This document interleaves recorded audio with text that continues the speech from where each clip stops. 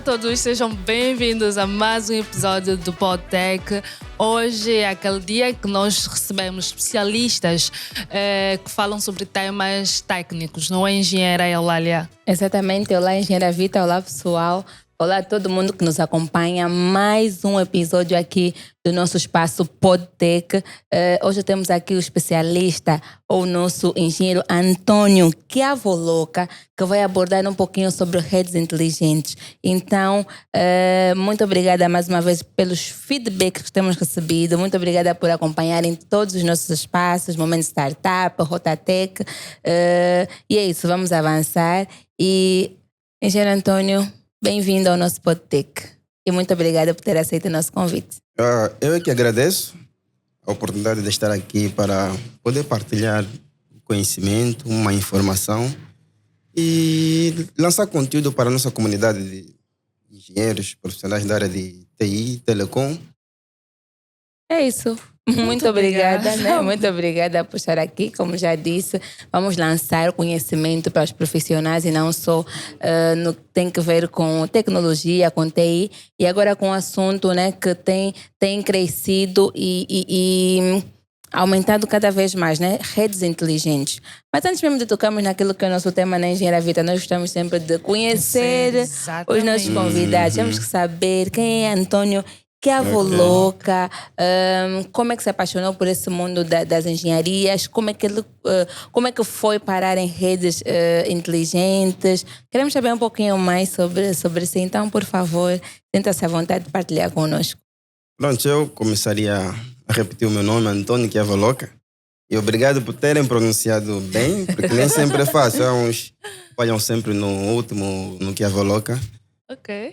Eu começo na área de tecnologia, primeiro amando a questão da computação. Na altura, ainda no ensino médio, quando já cursava um curso técnico, que era eletrônica e telecomunicações. E neste período já tinha aquela curiosidade de ir mais a fundo sobre questões de tecnologias. E na época ainda não falava-se de tantos aspectos novos que hoje já temos sobre inteligência artificial.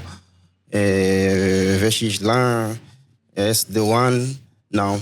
Na altura até o próprio VLAN era o tema da vez, conforme dizem os brasileiros, era algo novo para mim. Extraordinário. E foi a partir daí que eu comecei a entrar pouco a pouco no mundo de informática.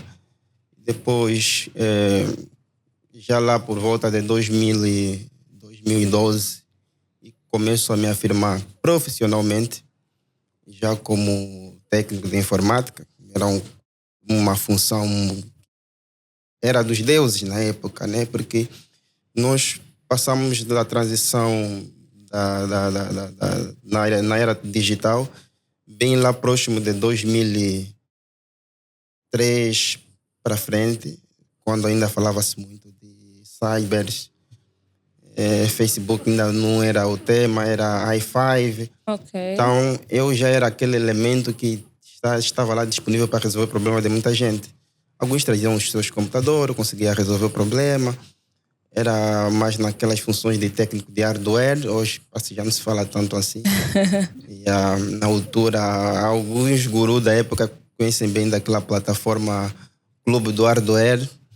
E era a nossa biblioteca virtual, que nós íamos sempre lá para buscar conhecimentos sobre computação, famílias de processadores. Pronto.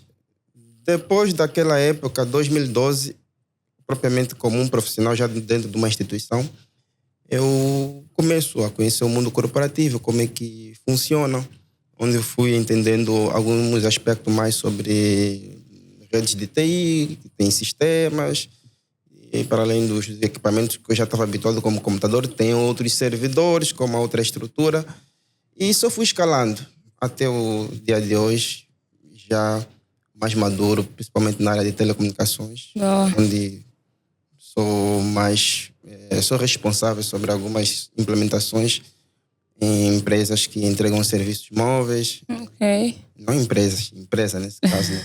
Que é onde eu colaboro. Ok. E pronto, resumidamente. um percurso bem interessante e bonito, né?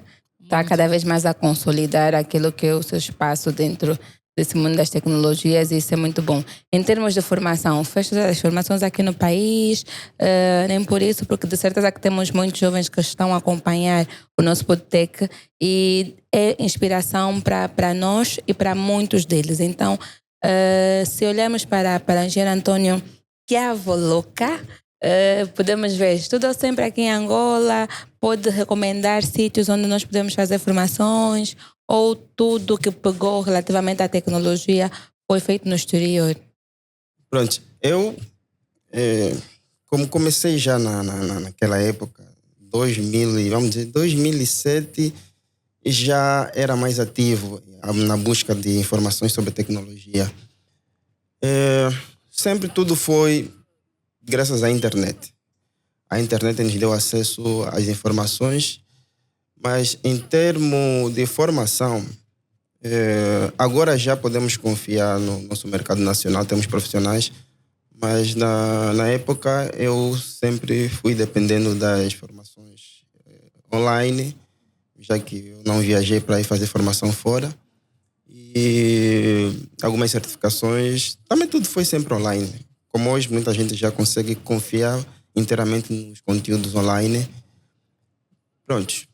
Acredito que hoje não precisamos nos preocupar sobre quem formou-se fora em relação às nossas competências que estamos aqui, porque eu, de forma particular, antes da universidade, já logo no ensino médio, que era o período em que quase todos nós que nos conhecemos hoje, existem muitos profissionais na área de telecomunicações dessa geração que vieram de um período quase igual.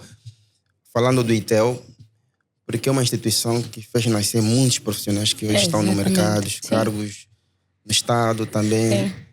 E então, naquela época tínhamos alguns grupos que conseguiram fazer a formação fora através da bolsa.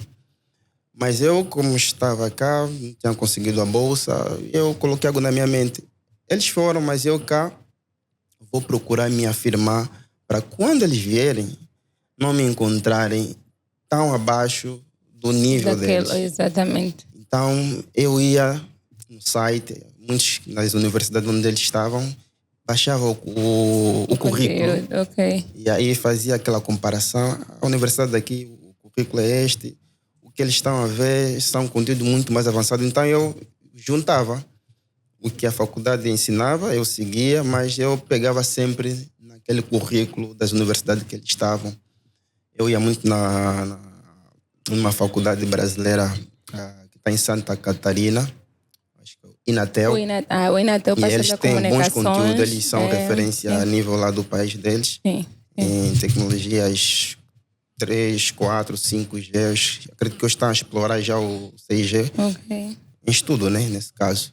Pronto, então essa foi a minha base. Eu olhava sobre o que eles lá produziam para poder me enquadrar no mercado angolano. Boa.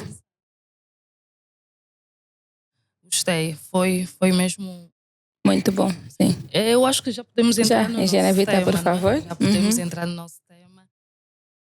Redes inteligentes e eficiência operacional. Engenheiro Antônio, o que é exatamente isso? Redes inteligentes e eficiência operacional? Pronto, hoje, se estivéssemos a falar há uns 15 anos atrás, né, também era uma época que eu estava a começar. Começar até não, porque eu não estou há 15 anos de experiência. Estou há sensivelmente 12 ou 13, 12, de forma efetiva, assim como profissional já afirmado. Mas há esses 10 ou 15 anos atrás, o conceito de inteligência sobre redes era diferente do que temos hoje, porque hoje estamos a falar que temos que ter uma infraestrutura capaz de responder de forma automática caso haja alguma falha, alguma situação na rede. E naquela época já falava-se de automação. Só que a automação ela é uma estrutura bem previsível do que a rede deve fazer caso ocorra alguma falha, aconteça alguma situação num equipamento. É já tudo bem definido. Os profissionais eles constroem parâmetros, ou seja, configurações que vão ser acionados caso, por exemplo, se tivermos 2 servidores e um falhar, existe um terceiro elemento que chama-se como orquestrador. Esse orquestrador é um equipamento que está lá para poder visualizar tudo que está na rede e, com base nas informações que ele vai captando, se um dos equipamentos da rede para dele responder e se por coincidência esse equipamento ele deve estar a funcionar com seu elemento par, então o orquestrador ele já consegue ativar uma função para que o elemento que está em funcionamento ele defina um novo padrão de operação, já que quando antes eram só 2 que estavam a funcionar, um falhou, esse um tem que se ajustar ao nível de operação para poder continuar a entregar o fluxo de dados no mesmo nível, ou quase no mesmo nível, conforme era quando os 2 elementos estavam em ativo. Ou seja, as redes inteligentes devem trazer sempre este conceito. Atualmente, nós hoje estamos a falar de inteligência artificial e somos obrigados a adaptar a nossa rede, não porque Angola já estamos num nível muito avançado nesse aspecto, não só nisso. É porque quando nós temos uma infraestrutura digital, temos a internet. Quando você já tens internet, estás exposto ao mundo. Podes ter o elemento de segurança, mas esse elemento de segurança está lá na borda da rede para poder dar a proteção à tua infraestrutura, mas essa borda delimita a parte da tua infraestrutura com a parte global, que é uma zona onde vamos falar de Europa, vamos falar de América, vamos falar de Índia. Ou seja, todas as conexões a nível global, aquele teu firewall que tem a conexão com a parte externa, ele está lá para poder analisar os tipos de tráfego, os ataques. Só que na parte externa, nesses países, estamos a falar de países de primeiro nível, onde já tem elementos altamente competentes que conseguem entregar soluções e, ao mesmo tempo, problemas. Quando eu digo problemas, é aquele gênio que senta para definir uma aplicação que roda com inteligência artificial capaz de derrubar uma infraestrutura completa. Isso quer dizer que não importa onde você esteja, se esteja em Angola ou num outro país que esteja muito abaixo a nível de tecnologia, mas se ele estiver conectado, ele é obrigado a desenvolver a sua rede para ganhar uma inteligência equiparada com os problemas que o mundo já vive. Os ataques agora evoluíram de níveis. Hoje não é simples um hacker que desenvolve um código para poder depois lançar o seu ataque. Hoje eles já usam módulos de inteligência artificial que conseguem orquestrar um mecanismo de ataque que, quando ele entra em contato com o teu equipamento de borda, esse sistema inteligente ele consegue fazer estudo do processo da comunicação, porque na automação, conforme eu disse, ele já é tudo definido. Você define que este bidon sai desta direção, se nesta direção falhar, segue este fluxo. Okay. Agora, na inteligência, quando você coloca o processo a chegar até um perímetro da rede, você está a dizer que ele vai ter capacidade para decidir fora os parâmetros automáticos que você estabeleceu. Então, o equipamento que está aqui em frente, ele deve ser capaz de lidar com esse tipo de ataque. As redes inteligentes devem evoluir a este nível. É com esta base que eu... Começa com, uau, eu já estou aqui a ficar super interessada, né? Redes inteligentes e deu para perceber, falou aqui do orquestrador. Posso entender como orquestrador como um elemento redundante, vamos assim dizer? Não, o orquestrador, vamos supor, é um dispositivo, seja lógico, um software ou físico, ou um servidor, mas o orquestrador ele tem sempre a componente de inteligência. Por isso que ele, independentemente de que equipamento onde ele vai estar instalado, ele é um software, faz análise na infraestrutura que ele está lá colocado. Por exemplo, você tem vários switches, vários roteadores, tens um servidor onde instalas uma aplicação. Esta aplicação temos o que fala-se muito, tem o Open Daylight, a Juniper, uma empresa que produz equipamentos. Sim. Eles têm um sistema que eles chamam Juniper Control, estou a pronunciar bem. Então, esta ferramenta ele traz uma inteligência na rede e essa inteligência vem na sua base um orquestrador que está lá para observar todos os elementos da rede. A forma conforme eles estão a operar. Se haver aquecimento num dos elementos, esse orquestrador consegue receber essas informações e com algumas funções que ele já traz ou que nós podemos lá aplicar, ele consegue mitigar ou resolver aquele problema, ou vai desativar, ou vai reduzir o fluxo de tráfego que chega naquele equipamento, porque o fluxo de tráfego ele influencia na operação do processador. E a operação do processador, quando ele aumenta, ele de forma direta impacta no aquecimento do equipamento. Então, nesse caso, esse dispositivo já faz parte daquilo que são redes inteligentes. Este é o elemento central. O orquestrador ele é o cérebro. Se uma rede vai ser inteligente, então tem que ter um orquestrador. Ok, e os outros elementos, já mesmo perguntar isso, né? Se o orquestrador está lá como um elemento principal, quais outros componentes acabam por fazer parte daquilo que são redes inteligentes? Pronto, Ou para ser redes inteligentes, sim, certo? Ou basta ter um orquestrador e já podemos dizer, não, aquela rede é considerada rede inteligente. O orquestrador, ele é amplo o termo, né? Ele é assim meio abstrato, porque esse orquestrador tem que estar funcionar com módulos de IA, inteligência artificial, atualmente já, né? Porque por causa dessa questão de que a rede tem que ser capaz de tomar decisões sozinho, sem a intervenção de um engenheiro, porque tem aqueles horários, por exemplo, 2 horas. A equipa do NOC está lá, vai monitorar os equipamentos, mas nem sempre está lá um especialista para poder atender o problema de forma rápida. Então, aquele módulo que tem funções de machine learning, porque ele tem que fazer análise de vários dados que ele vai coletando nos equipamentos para poder prever qual é o equipamento que daqui a pouco poderá apresentar uma anomalia, seja a porta vai, aquilo que dissemos, o flapou. Muitas das vezes é oscilação, às vezes é a energia que provoca aquilo, mas essa energia já é um outro escopo, porque nós estamos habituados a falar de transmissão, e esquecemos que toda a infraestrutura de redes ela é suportada por energia.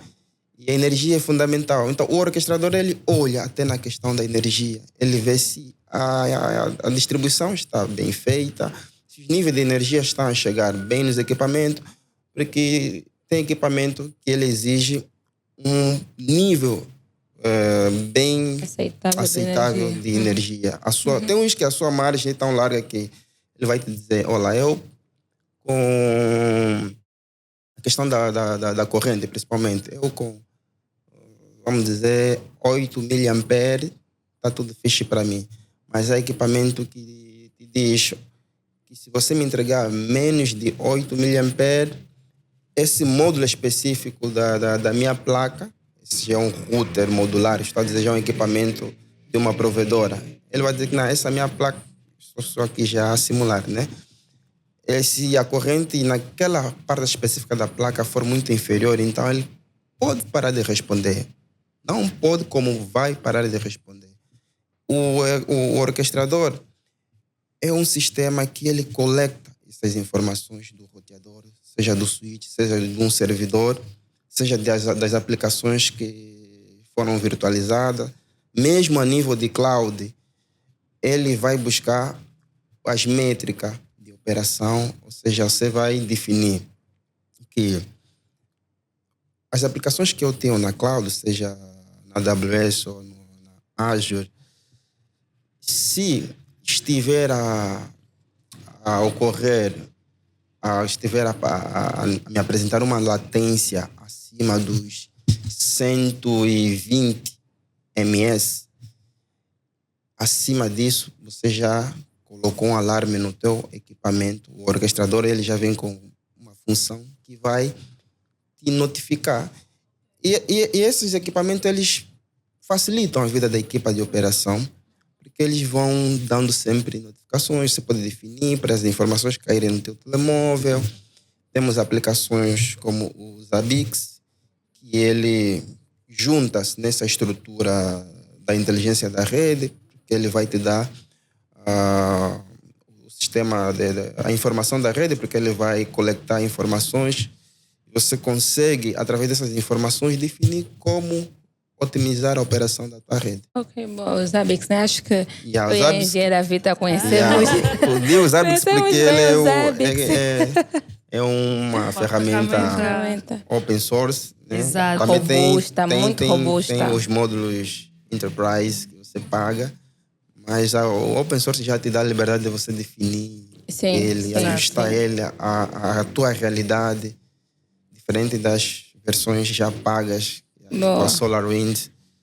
Sim. Tem várias ferramentas, mas também tem que estar preparado para gastar. Boa, sim. Na verdade, temos um pouquinho de experiência, porque quando de funcionárias de um NOC, né, trabalhamos no NOC, então uma das plataformas ou uma das ferramentas que nós usávamos também para monitoramento e não só daquilo que é a nossa rede também era o Zabbix, né? Então conseguimos ter um pouquinho de noção daquilo que é o Zabbix. Um ponto que acho que não esquecemos, né? Acho que está só lá para o futuro, mas eu queria ajustar já agora. Boa. Porque como o tema ele juntou dois termos, Dois pontos, que é sim. eficiência operacional. A eficiência operacional ele traz aquele aspecto da cultura da empresa, ou da cultura da equipa de operação, seja de engenharia, os arquitetos. Tem que haver uma, não digo só cooperação, um alinhamento entre a infraestrutura que foi implementada e a equipa que assegura a operação dessa infraestrutura. Porque o profissional de hoje ele já tem que ser dotado. Dizia o quê?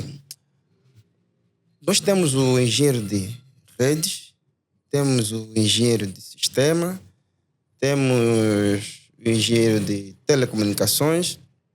Esses três elementos, eles olham na rede de forma um pouco diferente. E principalmente o engenheiro de redes e de telecomunicações. Uma diferença, porque na telecomunicações nós temos vários espaços. Nós temos a infraestrutura da rede móvel externa, que vai agregar os módulos do 4G, nos baseband Unity, aquela infraestrutura que fica externa.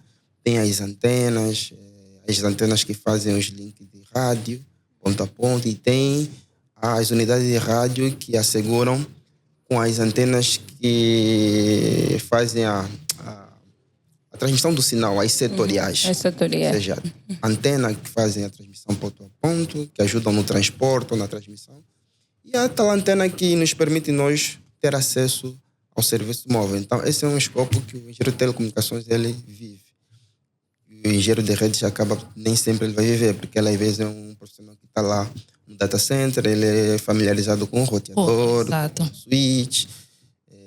Uns até já escalaram para redes na infraestrutura virtualizada, como quem trabalha com os Docker, quem trabalha na nuvem pública, na AWS, na Google, na Azure.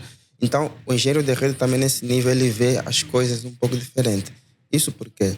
Porque quando eu venho falar sobre esse aspecto da eficiência operacional, eles devem ser profissionais agora que tenham a capacidade de olhar um todo, um pouco das outras áreas.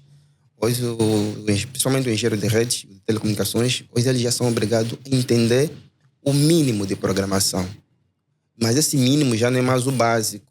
Tipo, aprender um bocado do Python, interpretar texto em JSON, XML, nesse formato, ele já deve escalar a sua capacidade de análise dessas documentações, porque as redes atuais, que hoje são obrigadas a ter uma estrutura inteligente, o orquestrador, obriga que você tenha a capacidade de trabalhar com ferramentas como Terraform, que ajudam você a codificar toda a operação da rede, enquanto para os informáticos na área de sistema, aquilo é programar, vamos fazer uma definição para o Windows Server ou o Linux, a plataforma que eles tiveram a usar, seja o Ubuntu, Red Hat. Então, o engenheiro de redes de telecomunicações, ele tem que viver um pouco do mundo dos programadores. Porque essas ferramentas, quando você tem o acesso a eles te obrigam você a ter que lidar com uma linguagem de programação ou saber como um sistema funciona. Você é obrigado a ir rebuscar conhecimento de orientação a objetos, principalmente a questão da inteligência artificial. Hoje, só com o chat GPT, você já consegue resolver parte dos problemas que você vai encontrar na infraestrutura de rede, porque ele é um módulo inteligente público. Você está aí para acessar ele e tens um problema, o chat GPT resolve. Resolve de que maneira? Porque ele tem acesso a pilhas de bibliotecas, muita informação. A questão da eficiência operacional vem nesse aspecto, apresentar um novo perfil deste profissional que vai liderar essa infraestrutura. Ele tem que saber programação. A exemplo disso, recentemente eu estava a dar suporte num departamento. Nós tínhamos configurado um sistema de monitoramento com imagem nas centrais e acho que tínhamos já um total de por aí 600 dispositivos que estavam a ser controlados. O outro departamento não tinha essa informação. E uma rede inteligente, você já não tem este problema. Porque todo o dado que está trafegado dentro da infraestrutura de rede, ele deve ser coletado e receber o devido tratamento. Não fugindo parte disso que eu estou a falar, atualmente as infraestruturas, eles tendem a trabalhar muito de forma isolada. Você tem os roteadores, mas eles são monitorados por uma plataforma que não está integrada com a outra plataforma que está a monitorar as aplicações. E são aplicações que, para funcionarem, eles dependem do meio de acesso que passa por cruzar esses equipamentos, esses roteadores. Ou seja, se você vai monitorar um sistema de billing, que você está aí a ver qual é o nível de operação desse sistema, só para as pessoas perceberem, nas empresas de telecomunicações, eles têm uma infraestrutura que eles chamam de BSS ou SS. E aí, na parte de faturação, para eles poderem fazer o negócio andar em termos de pagamento, as pessoas compram saldo. Então, tem uma plataforma que chamam Billing, que está associado a esse ciclo do BSS. E fica lá no data center, servidores. Mas, como sabe, as empresas têm filiais. E essa filial está lá, por exemplo, em Benguela, precisa acessar a plataforma que está centralizada no data center. Então, ele tem que percorrer toda a infraestrutura de Benguela até o data center que está em Luanda. Ele vai passar em roteadores, vai passar em links contratados, porque nem sempre uma empresa, logo no seu início de operação, consegue dar a resposta consegue dar. Ele vai contratar numa empresa que temos, seja Parados, seja Angola Cable, outra empresa que fornece serviço de trânsito, ou Lizard Line. Então, com base a esse aspecto todo, o que eu estava a dizer, a equipa que vai tratar da gerência da infraestrutura, ele precisa interligar as plataformas até um certo nível para que ele tenha uma visão mais alargada quando essa aplicação está a funcionar a este nível de eficiência. o que é que ela impacta no Layer 1, no Layer 2, ou seja, os equipamentos que trabalham na base dessas camadas, que falamos muito nas academias, modelo OSE. A aplicação está no pico, quer dizer, está trabalhando numa alta eficiência. E o roteador que é responsável por trazer todo o tráfego agregado, porque são várias filiais a nível do país, você tem que se preocupar com esse equipamento. E como o engenheiro faz tudo, quer olhar em cada roteador e ele acaba por falhar em analisar algumas métricas. No final do dia estamos até um problema na aplicação, travou, colou. Ok. Porque um equipamento que deveria estar a funcionar bem, já o tráfego naquela zona atingiu o fluxo máximo.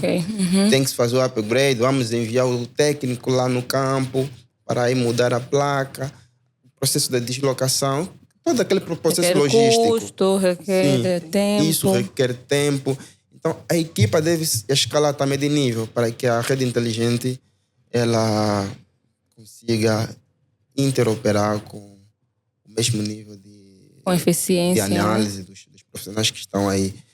Para fechar o ponto que eu dizia da experiência que eu estava a ter da questão da inteligência do ChatGPT, eu recolhi a informação no equipamento central, seja o coletor ou o refletor para alguns. Recolhi toda a informação, eram por aí 600 entradas de dados. E cada entrada era um destino na rede. E essa equipa tinha que receber essa informação para ter noção quantos equipamentos nós temos na rede. E a informação que aquilo estava a me dar, ele não via algumas informações necessárias para que a leitura fosse clara. Por exemplo, das 600 entradas, ou seja, 600 roteadores, nesse momento que estamos a falar sobre a coleta daqueles equipamentos, daquelas informações, significa que eu tenho que ser capaz de lhe dizer, olha, esse IP é o roteador XYB, aquele outro IP é o roteador MSD. Quer dizer, é difícil você colocar 600 IPs e definir os nomes dele. Ou não são um DNS. DNS é que tem essa capacidade, ele traduz na hora. Sim. Então, tinha que fazer o quê? E acessar mais uma outra base de informação que a plataforma gera. E essa informação aí vinha todos os equipamentos que tem a rede. Estamos a falar mais de 1000. Imagina, tens 600 entradas para poder ir buscar os seus equivalentes naquela outra tabela onde estão já lá os nomes com os respectivos IPs. Você vai levar o dia todo, não vai acabar. E você tem tempo para entregar. Sim. Onde começamos já a falar dos SLA, os SLO. Somente o SLO, que é a política que a empresa cria entre os departamentos, tempo que um departamento deve levar para responder, para dar resposta a alguma situação. Já, antes de avançarmos para aí, por favor, eu gostava ainda nessa definição, nesses conceitos todos que abordou relativamente a redes inteligentes e eficiência operacional. Então, podemos dizer que atualmente já não é possível construirmos uma rede que não seja inteligente, porque senão não dará resposta àquilo que é o desenvolvimento ou essa rapidez e dinamismo que as redes agora têm. Não é possível. Nem que seja só possível. As redes, elas, isso depende da própria estratégia da empresa. O capital também influencia. Se o Tocapex te ajuda a você a desenvolver uma rede deste padrão, você vai desenvolver. Porque trazer inteligência na rede já não é algo de bilhões ou de milhões de dólares, não. Se você tem o teu Zabbix, você pode ajustar ele, é só ter uma equipa capaz, treinada, e ele te trazer toda essa capacidade na tua rede. E em conjunto, vais buscar um OpenStack para você criar uma infraestrutura de nuvem privada. Integrada ao Zabbix, você tem... você aplica a orquestração e podes implementar algum nível de inteligência, e é só questão de ir buscar alguns módulos, porque nós acabamos por não reter todo o conhecimento que existe, né? Mas quando você tem a lógica, a capacidade de análise sobre como uma tecnologia pode integrar com a outra, em dias ou em semana você consegue trazer o teu Zabbix daquela capacidade tradicional para um Zabbix com módulos de IA, onde ele vai integrar. A equipa, os gestores, se estiverem bem alinhados, eles conseguem resolver este problema. Então, a infraestrutura, por exemplo, uma empresa, vamos dizer, um escritório de advogados, ele só precisa de um roteador para poder receber as conexões da internet, precisa de um switch para poder distribuir as conexões na sala. Então, a infraestrutura dele não vai escalar a mais de 10 equipamentos. Não vai escalar até aí. 5 ou 3 equipamentos é o suficiente. Agora, se for uma empresa que tem mais de 100 funcionários, já estamos a falar de uma empresa que, se calhar, tem filiais. Uma está na Manhanga, outra na província. Então, ele é obrigado a escalar o nível de infraestrutura. E para que ele queira ter uma rede resiliente, ou seja, uma rede capaz de responder a algumas avarias sem intervenção humana, então ele é obrigado a investir nessa parte de módulos de inteligência. Sim, acho que é por isso que também as redes devem ser escaláveis, né? Estamos a falar de escalabilidade da rede, porque se vai crescendo, temos que ter, a rede tem que ser capaz de crescer sem ter muito impacto, sem ter necessariamente que parar de funcionar para dar esses serviços aos clientes. Isso mesmo, porque a nível de arquitetura de redes, tens que trabalhar em vários aspectos. Um deles é definir um padrão em que quando a tua rede, ainda que passar 5 anos, ela seja capaz de receber ou de adotar as novas tendências. Por exemplo, você vai definir equipamentos e esse equipamento você vai ir no fabricante fazer algum estudo, algumas perguntas. Depois de 5 anos, qual será o futuro deste equipamento que eu estou a comprar hoje? Ele terá que te dar alguma resposta, ainda que tiver a mentir, mas você vai ser capaz de analisar, porque não vais enviar um comercial para ir fazer esse estudo de engenharia de redes. Mas envia mesmo um especialista do teu departamento, então ele vai conseguir perceber este equipamento que estamos a comprar, esse roteador, ele é modular, ou seja, equipamentos modulares são equipamentos que depois de uns 2, 3 anos, se já não tiver mais portas disponíveis, eles trazem sempre uma parte para a expansão, para você inserir mais outra carta, para que você consiga escalar a tua rede. Então, você vai analisar esses aspectos. Se é escalável, essa infraestrutura que você está a pegar, ele é. Okay. Ele tem módulos para adoção de soluções de inteligência artificial. Nesse caso, vamos falar de alguns protocolos que são fundamentais para dar essa inteligência nos equipamentos, porque hoje nós, quando pegamos os roteadores, temos acesso através da linha de comandos, fizemos as configurações, pronto. Ativamos monitoramento, esse equipamento vai ser controlado por um Zabbix. O Zabbix vai receber as informações, mas muitas das vezes é usado um protocolo, o SNMP, que é um protocolo, ele coleta as informações do equipamento, mas ele não entrega os dados num fluxo assim contínuo. Ou seja, de forma periódica, ele pega as informações e envia para ti. Essa forma periódica pode ser na escala dos segundos, muitas das vezes, o que significa que ele não acaba por ser realmente a solução para acomodar algumas funções de automação e de inteligência na rede. Porque se ocorrer uma falha agora numa ligação e o protocolo ele demora 10 ou 5 segundos para responder, ele vai dizer, olha, esta porta está com problemas, está desativada. Levou alguns segundos, mas as falhas é na escala dos microsegundos, é na escala dos nanosegundos. De nano, micro para segundo, É muito tempo. É muito tempo. E é um tempo para você perder, se calhar, milhões. Milhões, porque as plataformas de billing, nesse exato momento, se alguém tiver ver naquela plataforma, vai ver a cada segundo alguém carregou.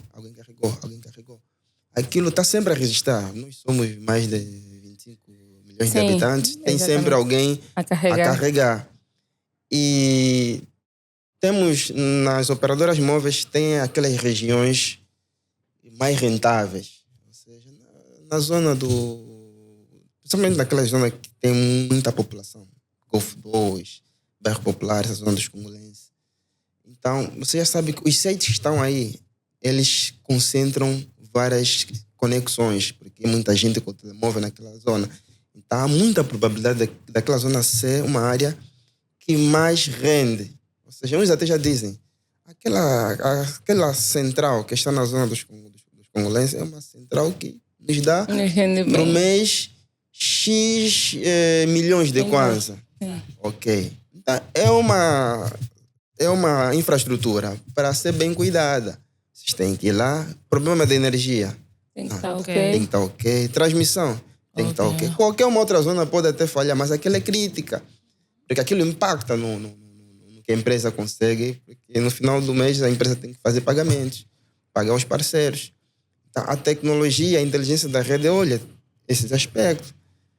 Quando você implementa essa inteligência na tua rede, vamos tocar sempre no Zabbix, com alguns outros módulos, ele vai te dar uma inteligência na rede, mais um OpenStack, que são soluções open source. Você, no teu plano de continuidade do negócio, ou seja, aquela equipa dos stakeholders, os gestores da empresa, eles querem, no final de cada ano, ver qual é a área da empresa que nós vamos diminuir gastos, desde que não seja nos funcionários. Mas eles vão falar a nível de infraestrutura, não dá para reduzir gasto aqui para nós conseguir avançar com novos projetos. Os homens da arquitetura podem vir com essas soluções. Olha, podemos reduzir os equipamentos, vamos virtualizar uma parte da rede, ou seja, se tínhamos 6 routers no data center, podemos ficar só com 2.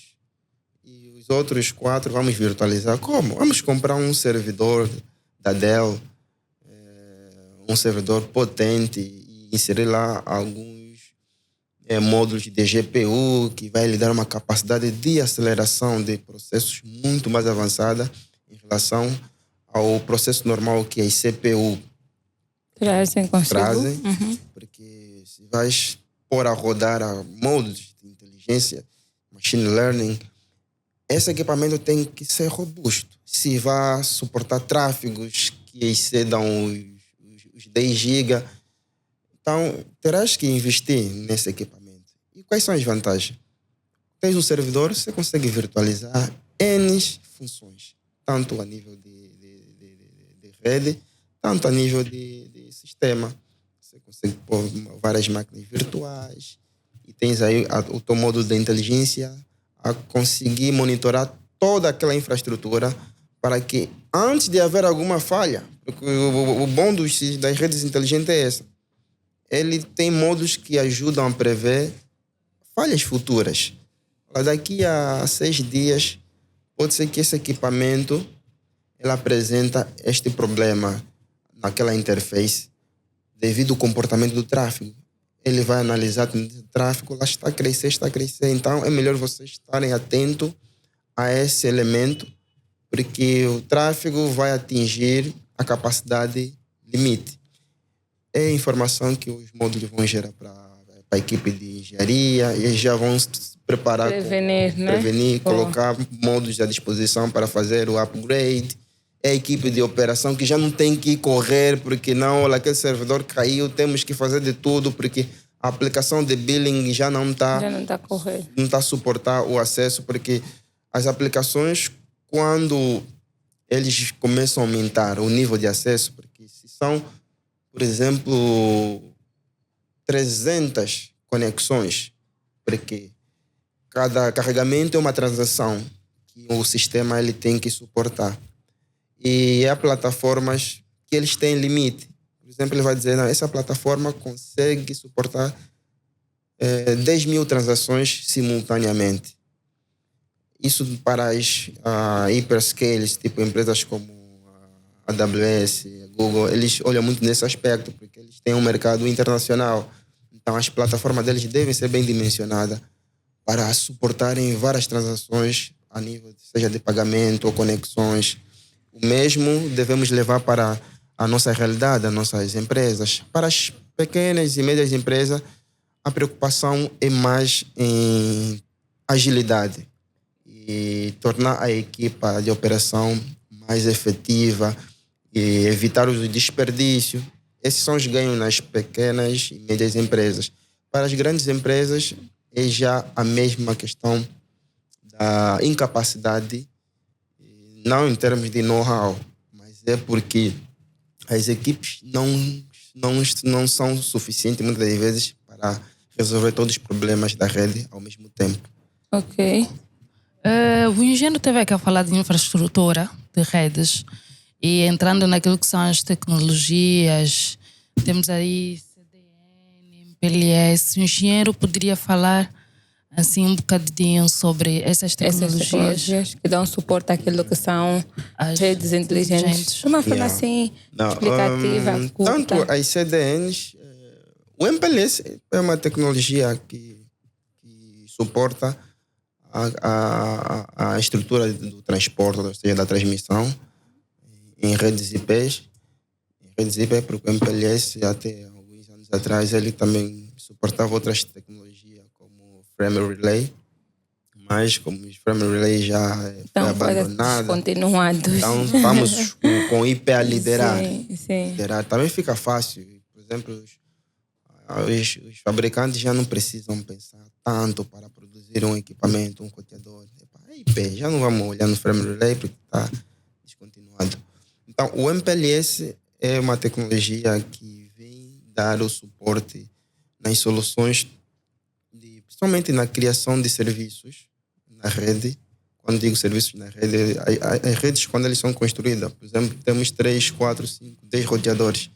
E o roteador, muitas vezes, significa um domínio, porque ela vai sustentar uma parte da rede. Se for uma enterprise, é um roteador a receber todo o tráfego que vem daquela filial. Se for numa operadora, às vezes é um roteador que está aí na borda a poder interligar uma central, uma região da rede com a outra. E o MPLS, o que ela faz? Sem o MPLS, para você criar um túnel de camada 2, por vezes tens que recorrer ao GRE, por vezes podes recorrer mais às VLANs. VLAN é a pior coisa que podes considerar, nesse caso você teria que... Mas o que é GRE? GRE é Generic... Foge um pouco da mente, mas Generic Routing, coisa assim. É uma tecnologia que te permite criar túnel através da camada 3. Através da camada 3 você vai definir os IPs e você consegue criar o teu túnel de um ponto da rede para outro. Mas ele não é tão eficiente como o MPLS, principalmente para as redes grandes, porque nas redes grandes, vamos dizer, mais de 50 roteadores, você é obrigado a lidar com o tal processo do protocolo IP.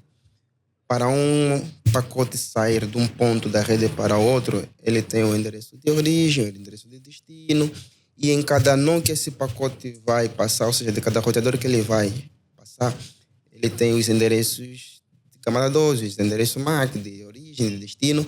Então, o pacote, ele ganha um tamanho, porque cada informação na rede ele é medida em bits, e essa informação, quando ela é muito elevada, ele obriga que cada roteador tenha a capacidade de processar toda aquela informação para decidir o encaminhamento daquele dado.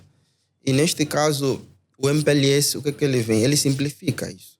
Porque se for um equipamento dentro da rede dos provedores de serviço, tráfego agregado são milhares de pacotes. E o roteador é tipo, você tenta dizer, vamos trazer um caminhão cheio desses bidões aqui, seja 1000 garrafas d'água, e você tem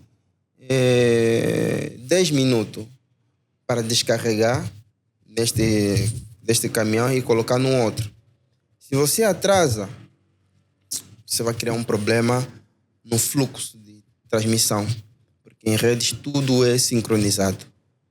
Quando digo sincronizado, tudo é cronometrado. Cada função deve respeitar um tempo.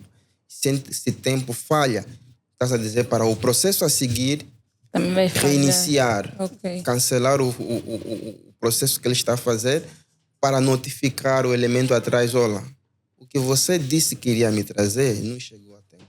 Então, isso está a te dizer o quê? Que aquele equipamento não tem capaz de processar aquele nível de informação. O MPLS faz o quê? Como o nível de processamento influencia na capacidade do processador, ou seja, a quantidade de informação, ele vai determinar se aquele roteador ou aquele switch vai conseguir encaminhar o tráfego de forma eficiente. Se ele tem uma boa que eles chamam que memória cache. Memória cache, não a questão do CDN, que eu depois vou falar. Os buffers, ou seja, os equipamentos, seja o roteador ou o switch, eles têm uma base de memória que eles primeiro retêm a informação antes de enviar. E isso impacta. Você tem que definir um equipamento bom para conseguir ler todos os endereços MAC, os endereços IP e depois enviar o equipamento, a informação em outra zona. O MPLS, ele muda. Você já não precisas analisar por IP. Você usa uma label, que é um número. Então, facilita no roteador. Exatamente. Eu tenho que primeiro saber o IP, a parte da rede, a parte de host, e depois definir se ele tem que ir por onde. É uma árvore de processamento. Agora, com o MPLS, eu só estou olhando o número, aquelas labels, e ele te dá duas labels. A label que te diz que esse elemento está vindo daquele ponto, e a label que diz onde que você deve enviar. Isso simplifica, tanto para os túneis de camada 2, para os túneis de camada 3, é muito mais fácil. E aí você só acaba por olhar já nas bordas. Quero fazer um túnel de camada 2. Você só olha nas bordas, já não precisa olhar nos equipamentos que estão no meio. Boa. Vamos fechar com esse dentro. Sim. Estamos aqui a avançar um pouquinho relativamente às tecnologias, né? O nosso tempo acaba por também ficar apertado, escasso, né? Já estamos assim a entrar bem para os minutinhos finais. Então, de uma forma muito resumida, ainda falando dessas tecnologias pouquíssimas mesmo que sobraram, né? Do que estava aqui a mencionar. Com relação ao MPLS, quais são essas diferenças dessas outras duas tecnologias que assim abordar de uma forma bem rápida? Eu até falei só do Falando MPLS. do MPLS, sim. O MPLS é a questão do transporte. Ele simplifica todo o trabalho do roteador. O roteador já não pensa muito para decidir o caminho que o pacote tem que ir. Isso você poupa em RAM, poupa em storage, porque o equipamento ele armazena informação, e poupas também em processamento, que é o principal. Porque ele precisa pensar rápido, principalmente quando o fluxo de dados ele aumenta. Porque ele também tem um teto, ou seja, um limite em que ele suporta a capacidade de comutação de bits. Então, nos documentos, você quando compra equipamento, você tem que ler, principalmente quando é para provedor. Não pode só comprar o roteador, porque disseram que ele tem portas 100 GB. 100 GB tá bom. Qual é o nível de comutação que ele é capaz de fazer? Quantos terabits? 2 terabits, ok. Qual é o tipo de SIC ou é uma unidade que faz lá a função de CPU? Qual é a tecnologia que ele tem no chip? Qual é a tecnologia de chip que ele está usando? Nós temos Broadcom, Tomahawk. Tem uns tantos, isso aqui decorar é complicado. Então, essas informações todas a nível do hardware, ele é a base para construir a infraestrutura inteligente, Ok. a parte física, a parte lógica. O MPLS é uma tecnologia da questão do transporte que, em comparação com as outras tecnologias que constroem a questão dos controladores, o MPLS ele está lá para entregar e aquelas tecnologias nos servidores que estão lá instalados, os controladores, eles recebem essas informações, Ok. fazem o processamento. Ok. O SD-WAN que a colega Que a Rita Vitor disse, perguntou. ela SDN, né? SDN. Yeah. O SDN hoje ele é fundamental. Atualmente nós costumamos, a nível da região, Angola, costumamos a ir buscar os servidores que fazem a função de cache. Cache é um espelho do SDN. Quer dizer, o SDN podemos definir em 2 pontos aqui. É um CDN, Content Delivery Network. Tem empresas, a AWS, a Google, eles também têm CDNs. Ele é uma infraestrutura que armazena quantidade de informações na internet. Vamos supor, todo o conteúdo que é produzido na África, essa empresa ele consegue armazenar no seu data center, que é uma estrutura de muitos servidores de storage, muita informação. E quando ele consegue pegar essas informações, e eu aqui vamos dizer que aqui é Brasil, eu em Brasil quero pegar o conteúdo que está lá na África, eu sou obrigado, sem um CDN, eu sou obrigado a chegar até aos servidores de cada provedor daquele conteúdo. Mas com CDN, eu vou diretamente no CDN buscar os conteúdos. E quanto mais perto esse CDN está de mim, melhor a experiência de acesso. Hoje conseguimos assistir a Netflix sem pagar, por exemplo, 20 megas. Com 5 megas você consegue assistir a Netflix à vontade. Por quê? Porque a Netflix já tem servidores aqui em Angola. E aqui em Angola, o próprio provedor que tem os caches aqui em Angola já não precisa se esforçar tanto com a capacidade de tráfego que ele vai buscar fora. Porque uma vez que ele já tem armazenado aqui, os seus clientes já podem lidar com acesso mais alargado. De forma mais prática. 10 GB a nível do tráfego local tem um custo que é inferior em dezenas, comparando com 10 GB para o tráfego internacional. Okay. Muito diferente. Sim. Quem compra 10 GB para o tráfego internacional tem que ser um milionário. Sim. Tem que ser um milionário. Boa, então já estamos a ver que esse nosso tema é assim, bastante amplo.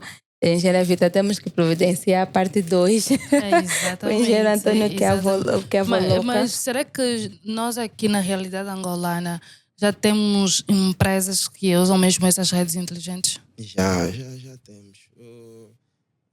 Para os bancos é um requisito. Só não pode ter uma Ok. que não tenha sistemas inteligentes, porque os bancos são os primeiros alvos. São sistemas muito sensíveis e devem ser capazes de, na escala dos milésimos, no máximo, conseguirem fazer leitura de várias informações que eles vão recebendo para detectar se é uma informação que não deve seguir aquele fluxo para ser bloqueado, principalmente quando é um banco que faz transações internacionais. Tem que ter esses módulos, eles integram os firewalls, os roteadores. Então, eles têm que fazer sempre análise de dados para ver também a questão da mitigação dos problemas de DDoS e aqueles ataques de exploração de dados, porque hoje tudo evoluiu. O hacker já não é só humano, o hacker agora é uma máquina que alguém criou e ele consegue furar aí na internet, já é um termo aí, e trazer problemas se a tua infraestrutura ela não é inteligente. Se ela for só automática, estás mal. Exato. Muito interessante a nossa conversa de hoje. Redes inteligentes e eficiência operacional. Boa. Foi muito bom. Eu acho que é um tema muito complexo. Sim. abrangente, né? Sim. Abrangente. Temos que precisar de uma parte Olhar 2. muito. É criar uma infraestrutura completa, não é só a questão do. Por isso que eu disse que as pequenas e médias empresas têm uma visão e que faz sentido, eles não precisam escalar com tantos recursos a nível de automação e de inteligência, mas as empresas como banco, operadoras, já não, eles têm que ser rigorosos nesses aspectos. Somente as fintech que estão sempre surgindo por aí têm que ir por este caminho.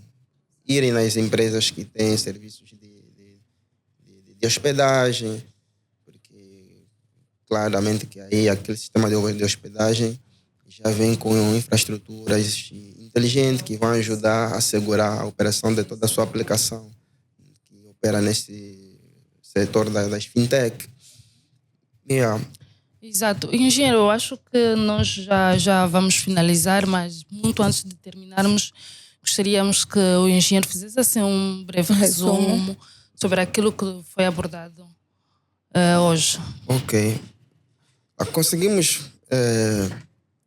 trazer uma visão sobre como as infraestruturas atual devem operar.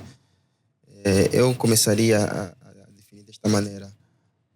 Devemos rearquitetar as nossas infraestruturas, desde a parte do acesso, que é a parte onde temos os equipamentos que estão mais próximos, seja do usuário, se esse usuário for um departamento onde tem funcionários, ou este acesso é a parte da rede que entrega serviço aos clientes. Devemos arquitetar bem ele para que esses equipamentos sejam capazes de entregar funções que otimizem o tráfego naquela zona. E temos a parte também do transporte. Há empresas que não precisam olhar nesses todos os níveis, o acesso, o nível do transporte, que é trazer o tráfego agregado, que também tem que ser um tráfego bem estudado através de protocolos como o NetConf e mais a junção do Yang, que é um padrão de dados conforme é formatado para poder ser consumido nas ferramentas de inteligência artificial. Não só, devem também adaptar novas abordagens de operação. Por exemplo, se estão a usar uns ABICs para poder ajudar o processo de análise dos dados, já não ficarem presos só na função do SNMP, tem que olhar a questão de telemetria propriamente dito, para que tenham informação no tempo certo e consigam tomar decisão na hora certa também. Boa, muito obrigada, engenheiro Antônio.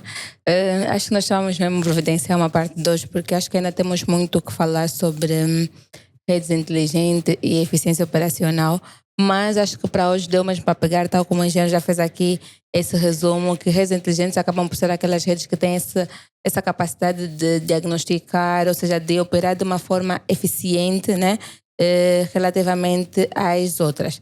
Então, mais uma vez, muito obrigada por ter aceito o nosso convite. Eu gostaria de concluir um ponto importante. Eu até fiz aqui um rascunho.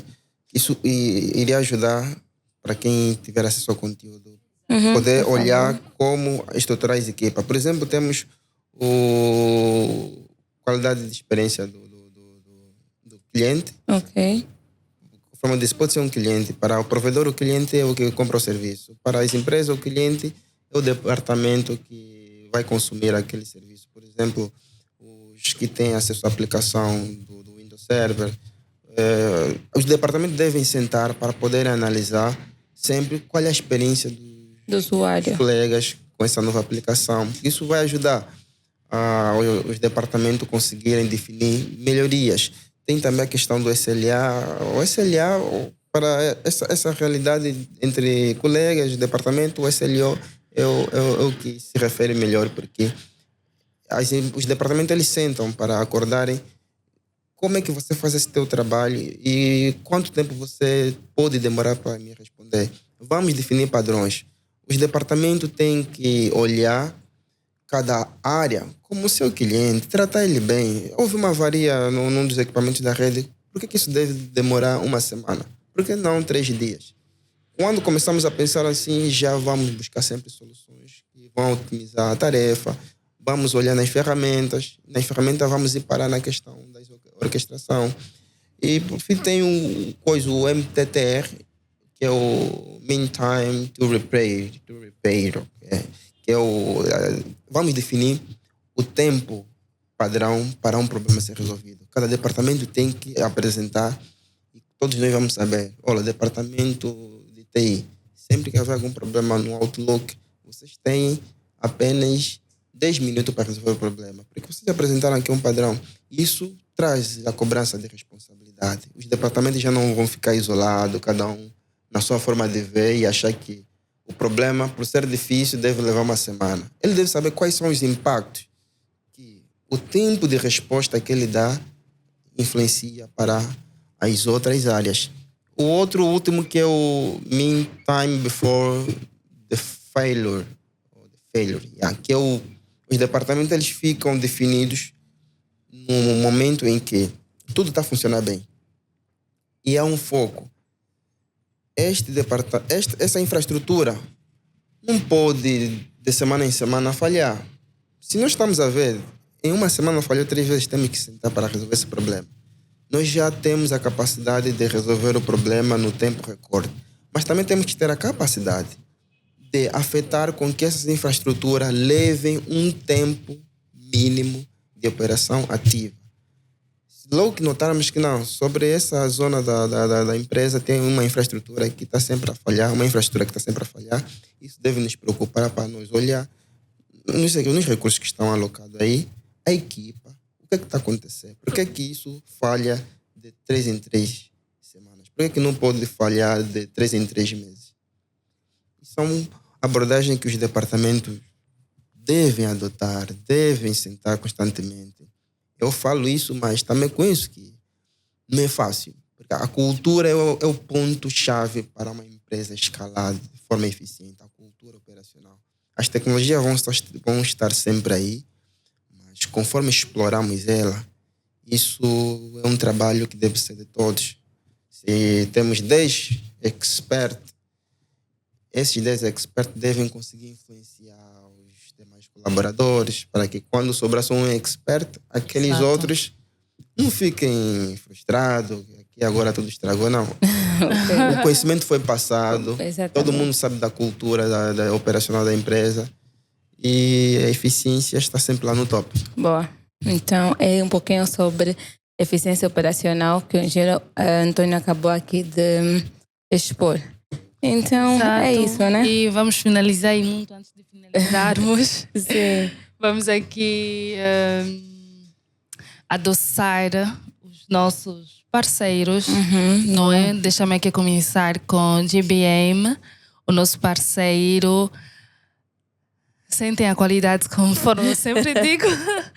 Sentem a qualidade, são os nossos parceiros que cuidam da nossa imagem, né? Da imagem dos Boa. nossos episódios. Boa. E não só, também oferecem serviços de audiovisual.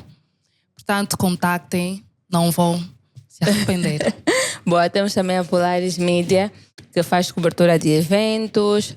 Temos aqui esse espaço onde nós realizamos o nosso podcast. Então, sintam-se à vontade para contactar caso precisam de um serviço desse. Mais uma vez, engenheiro Antônio, muito obrigada por estar aqui. Eu estou grato. Estar aqui conosco. Estamos já no finalzinho, mesmo a fechar o nosso podcast. Claro, esquecemos da Assist Company, não podemos esquecer da Assist Company. Tem que ver com cursos em segurança. Quem quiser se profissionalizar mais, não esqueça de procurar essa academia. Então, acho que por hoje, mais um episódio do Podtech. Muito obrigada a todos que nos acompanham e nos acompanharam. Ativem o sino para receber as notificações e não esqueçam de subscrever ao nosso canal Somos TI para continuarem a acompanhar os nossos episódios. Não é isso, engenheira Vita? É exatamente isso. Boa. Obrigada, muito obrigada, engenheiro Antônio. Obrigado mais uma vez. E Vamos esperar porque essa cadeira dá para vir toda hora aqui. boa. Yeah. E porque nós temos que criar essa cultura de criar conteúdos. Hoje, se alguém na YouTube já vai ver, opa, tem também angolano, também estão a falar. Exatamente. Estão atentos, estão a acompanhar a inovação. Boa. Isso influencia, porque só que já não há tempo para nós começar de qualquer maneira. Temos que começar mesmo bem. Boa. Porque os problemas já não estão a obedecer estagiários, já não estão a obedecer aqueles low profile, não. Sim. Os problemas vêm na medida que eles estão definidos. Então, Certo. nós somos obrigados a entrar já num nível com um bom padrão de conhecimento, bagagem. Infelizmente, mas esse é o padrão que nós devemos seguir.